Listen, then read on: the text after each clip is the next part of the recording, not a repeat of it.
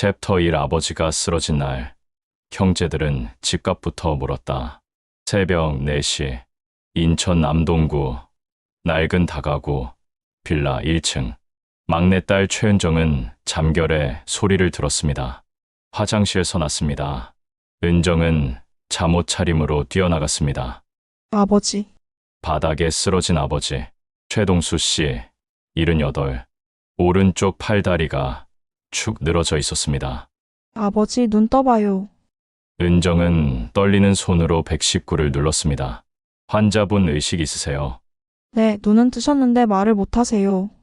지금 바로 출동하겠습니다. 구급대원이 도착했습니다. 아버지를 들것에 옮겼습니다. 은정은 급히 외투를 걸쳤습니다. 슬리퍼도 제대로 신지 못한 채 구급차에 함께 탔습니다. 인천의료원 응급실, 새벽 5시, 의사와 간호사들이 분주했습니다. 은정은 보호자 대기실 의자에 앉았습니다. 손이 떨렸습니다. 가슴이 두근거렸습니다. 아버지, 제발. 오전 9시쯤 은정은 오빠들에게 전화를 걸었습니다. 먼저 큰오빠 민수에게. 오빠, 아버지 쓰러지셨어요. 뭐? 언제? 새벽에요. 지금 인천의료원이에요. 알았어, 지금 간다. 목소리는 당황스러웠지만 차분했습니다. 둘째 오빠 민철에게도 연락했습니다. 부산에 살고 있었습니다. 전화를 받은 건 형수였습니다. 형수님, 아버지가 쓰러지셨어요. 어머나, 어떡해요? 화장실에서 넘어지셨어요.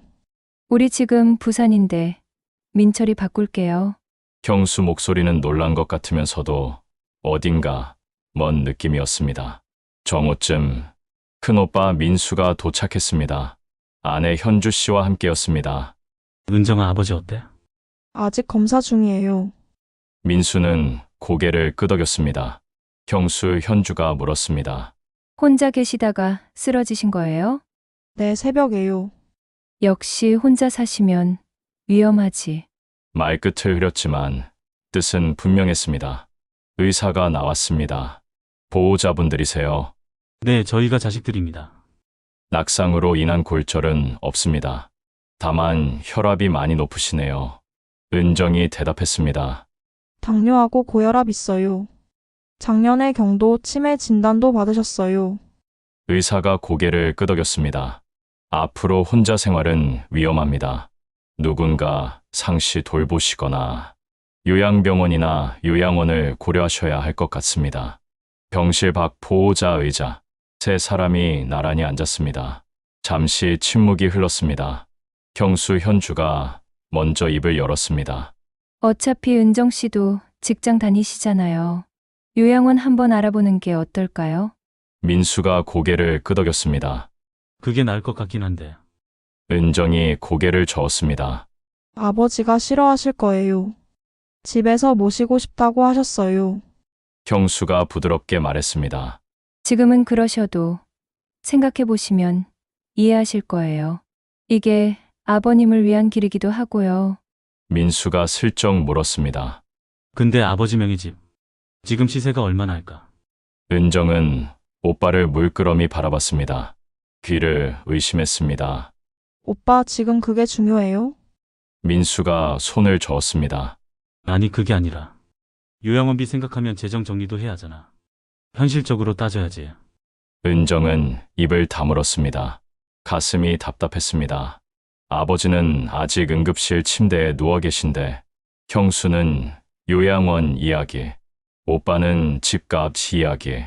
그날 저녁 병실로 옮겨진 아버지, 은정 혼자 곁을 지켰습니다. 아버지는 천장을 바라보고 있었습니다. 은정아, 네, 아버지. 목소리가 작았습니다. 집은 팔지 마. 은정은 아버지 손을 꼭 잡았습니다. 네, 아버지. 거기서 숨겨두고 싶다. 아버지 눈가에 눈물이 맺혔습니다. 은정도 눈물이 났습니다. 알겠어요, 아버지. 걱정 마세요. 하지만 은정은 알고 있었습니다. 형들이 가만히 있지 않을 거라는 걸. 이미 오늘 병실 밖에서 요양원과 집값 이야기가 나왔으니까 은정은 창밖을 바라봤습니다.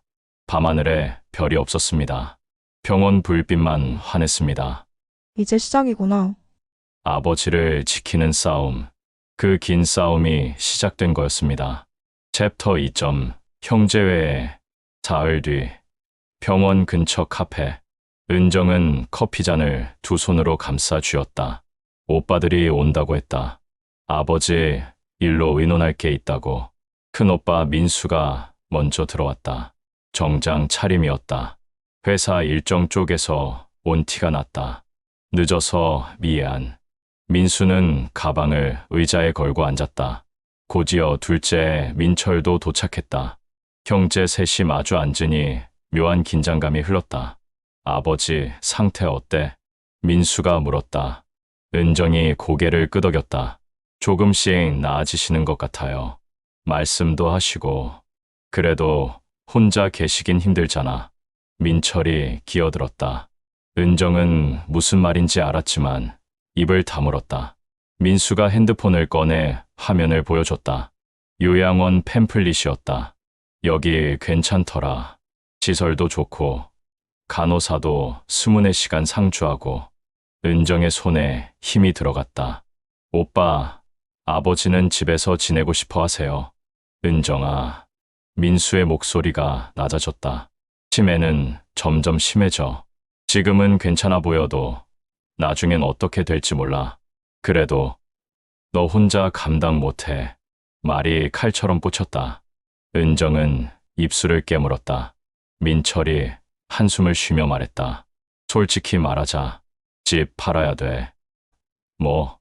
은정이 눈을 크게 떴다. 요양원비도 만만치 않아. 그리고 남는 돈은 우리 셋이 나눠 갖는 거야. 오빠, 그게 무슨 소리예요? 민수가 커피를 한 모금 마셨다. 은정아, 우리도 사정이 있어. 애들 학원비에, 대출 이자에, 다들 팍팍하게 산다고. 그래서 아버지 집을 팔자고요? 은정의 목소리가 떨렸다. 민철이 테이블을 손으로 툭 쳤다. 야, 그럼 내가 모실 거야. 병원비, 생활비, 요양비 다 내가 될 거야. 제가 모실게요. 말이 쉽지. 민수가 고개를 저었다. 형수님도 그러시던데. 치매 환자는 전문 시설에서 돌보는 게 맞대. 집에서 모시겠다는 건 감정적인 거라고. 은정은 아무 말도 할 수 없었다. 오빠들 눈엔 이미 결정이 내려진 것 같았다. 일주일 후에 다시 모이자. 그때까지 생각해봐. 민수가 자리에서 일어났다. 민철도 따라 일어났다. 은정만 혼자 남았다. 식은 커피가 쓰디쓴 맛이었다. 일주일 후. 병실. 아버지는 침대에 비스듬히 앉아 계셨다. 민수가 서류 봉투를 꺼냈다. 아버지, 여기 좀 보세요. 뭔데? 위임장이요. 그냥 도장만 찍으시면 돼요. 아버지는 서류를 흘끗 보셨다. 글자가 잘 보이지 않으셨는지 눈을 찡그리셨다. 이게 뭔 서류요? 집 관련 서류예요. 복잡한 거 저희가 알아서 할게요. 민수가 인감도장을 아버지 손에 쥐어드렸다. 그 순간 은정이 병실 문을 열고 들어왔다. 오빠, 뭐 하는 거예요? 은정아, 어른들 일이니까 넌 좀. 이게 어른들 일이에요. 은정이 서류를 낚아챘다. 위임장, 부동산 처분 동의서. 글자들이 눈에 들어왔다. 이게 뭐예요? 아버지한테 도장 받으려고? 돌려줘. 민수가 손을 뻗었지만 은정은 서류를 두 손으로 움켜쥐었다. 아버지, 이거 무슨 서류인지 아세요? 아버지는 멍하니 딸을 보셨다. 집 파는 거. 네, 오빠들이 아버지 집 팔려고 하는 거예요. 민철이 소리쳤다. 야, 이게 다 아버지 위해서 하는 거야. 아버지 위해서요? 남는 돈 나눠 갖겠다고 했잖아요. 병실 안이 순식간에 아수라장이 됐다. 은정은 서류를 찢어버렸다. 찢어진 종이가 바닥에 흩날렸다. 민수의 얼굴이 불그락푸르락했다. 너 지금 뭐 한 거야?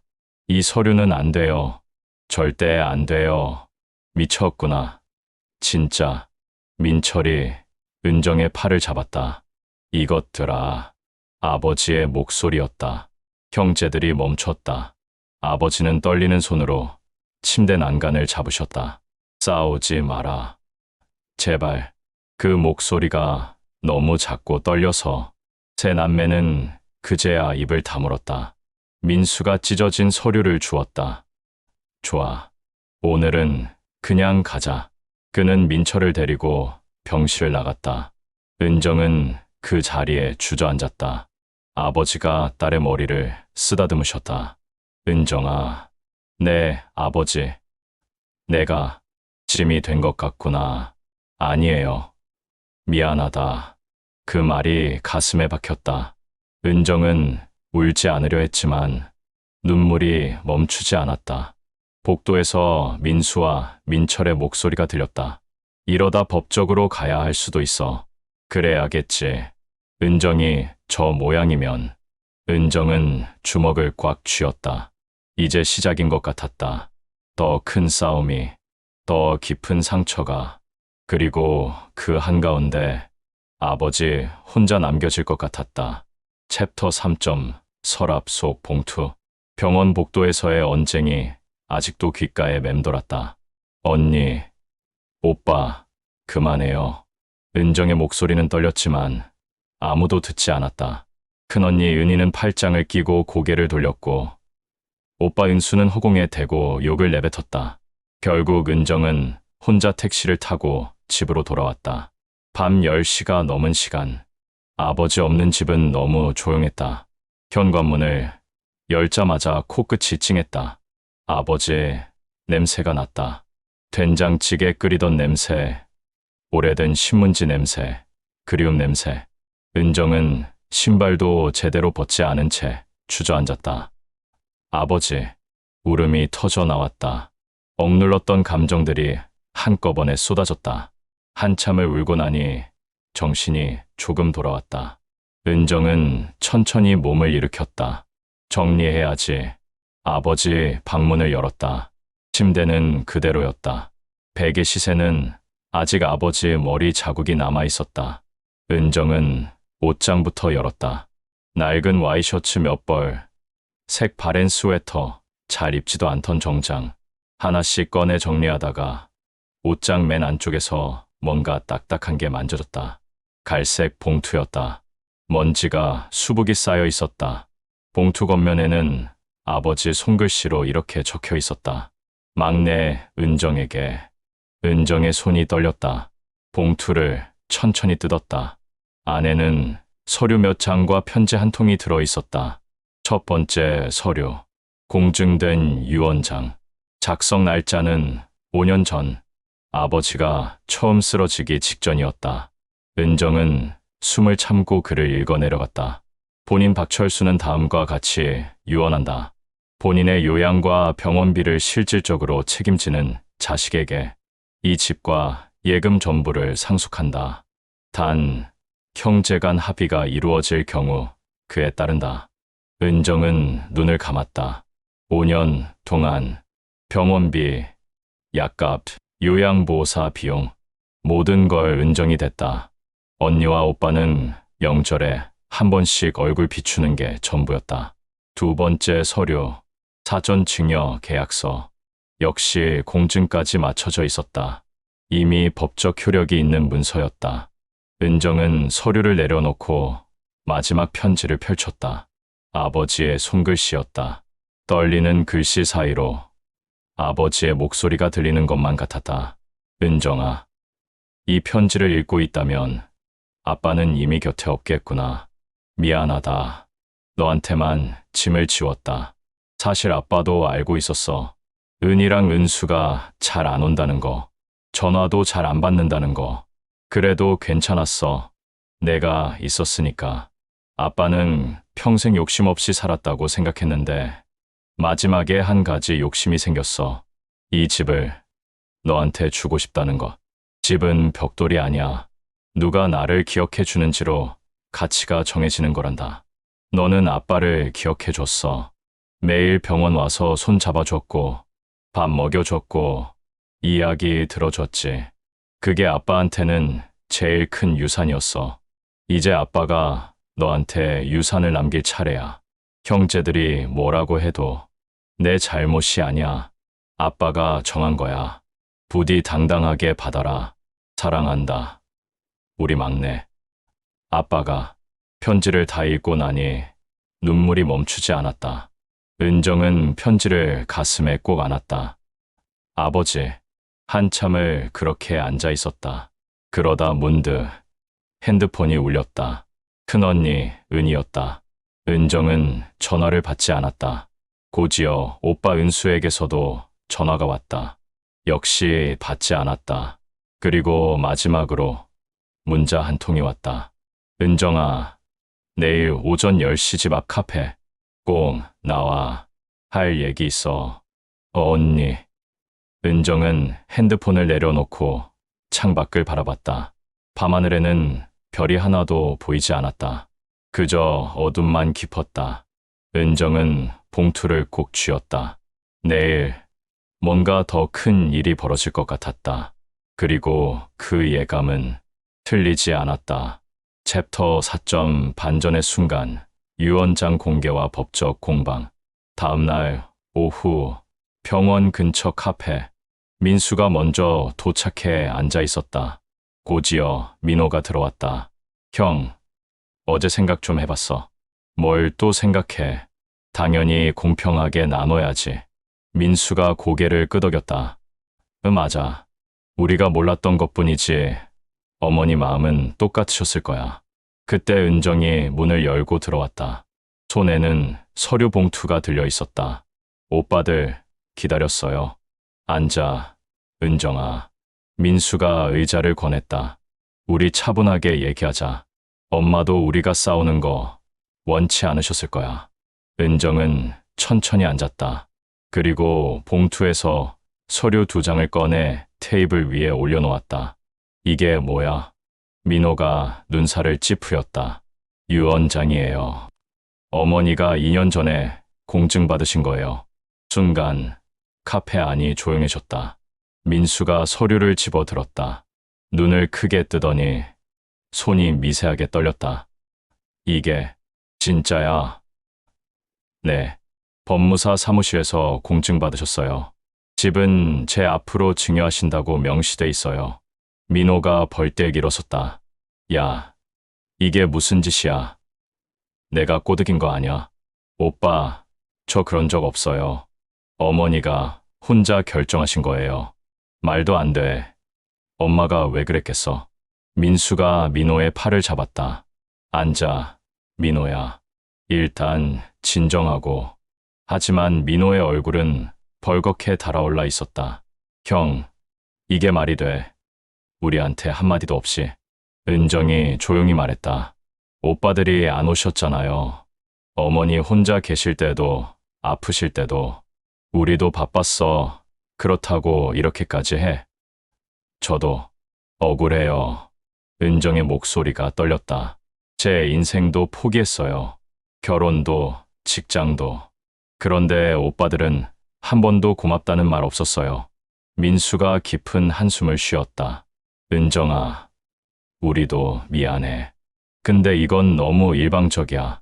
그럼 오빠들은 공평했어요. 전화 한 통, 문자 한 줄도 없었잖아요. 카페 안에 다른 손님들이 희끗희끗 쳐다보기 시작했다. 민호가 억지로 목소리를 낮췄다. 좋아. 법으로 가자. 우리도 가만히 있지 않을 거야.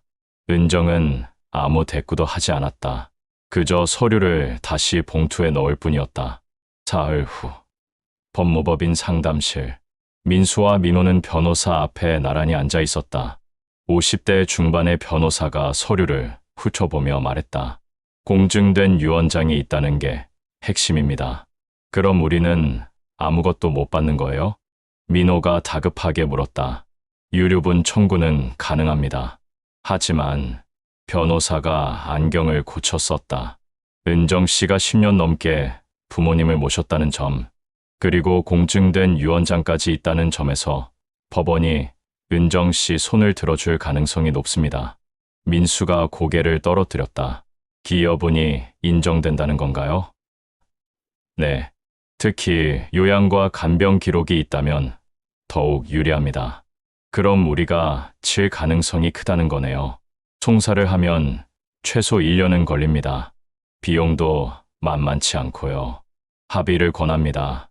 민호가 주먹으로 책상을 쳤다. 이게 말이 됩니까? 형제끼리 이렇게까지 해야 해요. 변호사는 담담하게 대답했다. 법은 감정을 보지 않습니다. 증거와 절차만 봅니다. 둘은 말없이 사무실을 나왔다. 복도에서 민수가 중얼거렸다. 우리 너무 늦게 온 것 같아. 일주일 후. 병원 회의실. 세 남매가 다시 마주 앉았다. 은정이 먼저 입을 열었다. 오빠들, 제 제안 들어주세요. 뭔데? 민호가 팔짱을 꼈다. 집은 제가 지킬게요. 대신 전세 보증금 5천만 원하고 어머니 예금 3천만 원은 오빠들이 나눠 가지세요. 민수가 눈을 깜빡였다. 그게 진심이야? 네, 저도 오빠들이랑 끝까지 싸우고 싶지 않아요.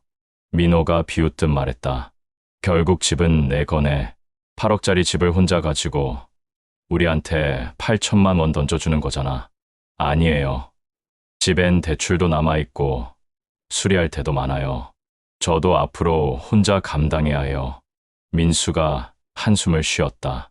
은정아, 우리가 정말 미안하다. 사과는 필요 없어요. 그냥 이렇게 정리하고 각자 살아요. 민호는 끝까지 불만스러운 표정이었다. 하지만 더 이상 할 말이 없었다. 알았어. 그렇게 하자. 서류에 도장이 찍혔다. 세 남매는 악수 한 번 없이 각자 일어났다. 회의실 문이 닫히는 소리가 유독 크게 들렸다.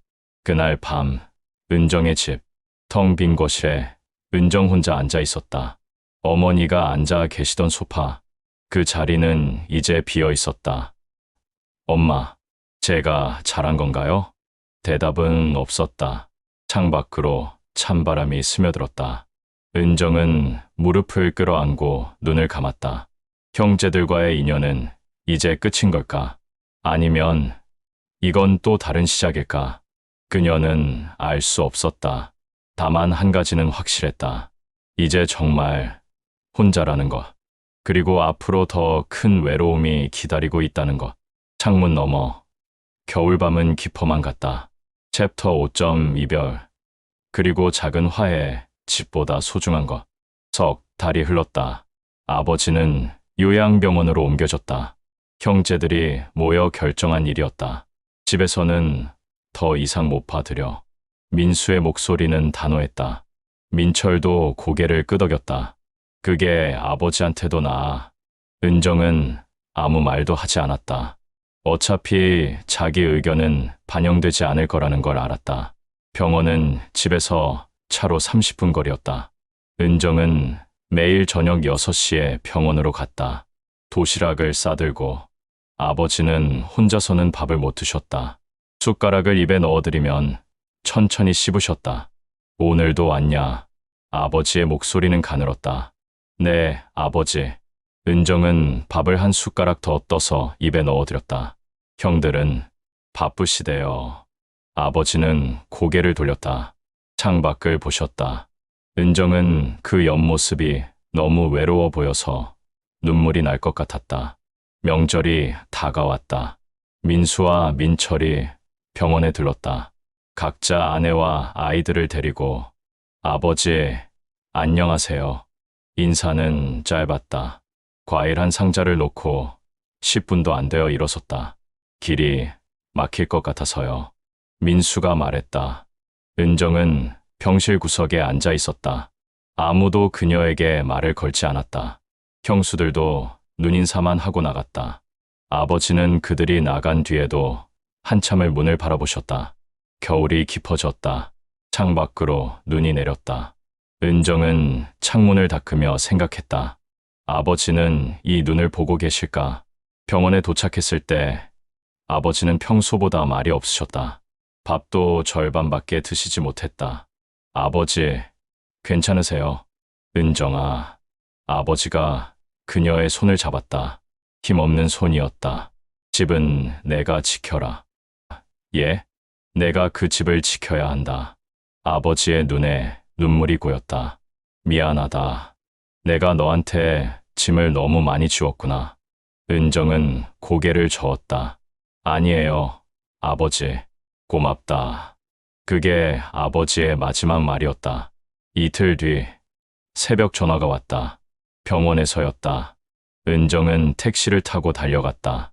아버지는 이미 눈을 감으신 뒤였다. 혼자였다. 아무도 곁에 없었다. 은정은 아버지의 손을 잡고 한참을 울었다. 장례식장은 조용했다. 형제 셋은 나란히 상복을 입고 절을 받았다. 조문객들은 고개를 숙였다. 삼남매가 참 효자시네요.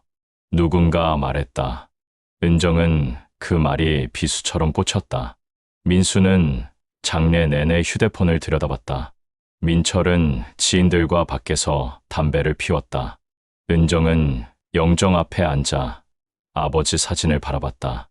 아버지, 저 혼자 잘할 수 있을까요? 3일장을 치르고 집으로 돌아왔다. 텅 빈 집. 아버지 방문을 열었다. 이불은 그대로였다. 약봉지가 탁자 위에 놓여 있었다. 은정은 그 자리에 주저앉아 또 울었다. 시간이 흘렀다. 어느 봄날 현관 초인종이 울렸다. 조카 준호였다. 민수의 아들. 걔 이모. 준호야. 웬일이니? 준호는 머리를 긁적였다. 그냥 이모 안부 여쭈러요. 거실에 앉아 차를 내왔다. 준호는 한참을 말을 못하다가 입을 열었다. 아버지가요. 요즘 할아버지 생각 많이 하세요. 그래, 후회하신대요. 그때 좀 더 자주 오시지 못한 거. 은정은 찻잔을 내려놓았다. 이모한테도 미안하대요. 제대로 고맙다는 말도 못했다고. 준호의 눈이 붉어졌다. 저도 할아버지 더 자주 뵈러 올 걸 그랬어요. 은정은 조카의 손을 가만히 쥐었다. 괜찮아. 내 마음은 할아버지가 다 아셨을 거야.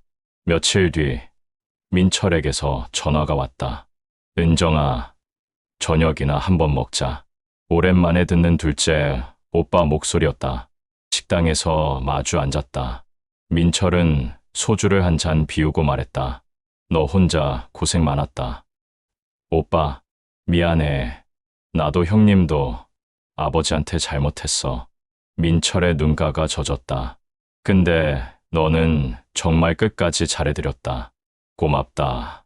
은정은 고개를 들 수 없었다. 울컥 눈물이 터져 나왔다. 괜찮아요, 오빠. 저도 후회 없이 살고 싶었어요. 두 남매는 한참을 말없이 울었다. 집으로 돌아온 은정은 아버지 방에 들어갔다. 창문을 열었다. 봄바람이 들어왔다. 집은 누가 기억해 주는지로 가치가 정해진다. 아버지의 말이 다시 떠올랐다. 은정은 조용히 웃었다. 이제 알 것 같았다. 집은 건물이 아니라 기억이라는 것을, 그 안에 담긴 사람들의 온기라는 것을, 그리고 그녀는 그걸 지켜낸 사람이라는 것을. 그날 저녁, 은정은 아버지 사진 앞에 밥상을 차렸다. 아버지, 오늘 민철 오빠가 밥 사줬어요. 사진 속 아버지는 웃고 있었다. 형들도 조금씩 달라지는 것 같아요. 은정은 밥그릇을 놓으며 속삭였다. 그래도 아버지, 저 아직 혼자예요. 이 집에서. 창밖으로 어둠이 내렸다. 집은 여전히 컸고 조용했다. 하지만 이상하게도 더 이상 외롭지는 않았다. 은정은 그날 밤 오랜만에 편히 잠들었다. 꿈속에서 아버지가 웃으며 손을 흔들었다.